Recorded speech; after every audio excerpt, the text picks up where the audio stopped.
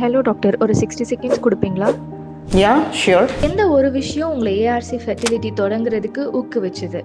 குழந்தை வேணும் அப்படின்னு நினைக்கக்கூடிய தம்பதியினரோட கண்ணில் இருக்கக்கூடிய ஏக்கம், ஒரு நம்பிக்கை இல்லா தன்மை, இதுதான் முக்கியமான காரணம் ஏஆர்சி சர்வதேச கருத்தரிப்பு மையம் உருவாக்குறதுக்கு. ஒரு கிளினிக்லேருந்து இன்னைக்கு 32க்கும் மேலான கிளைகள் இருக்கு. எந்த ஒரு விஷயம் உங்களை இவ்வளோ தூரம் கொண்டு வந்தது டாக்டர்?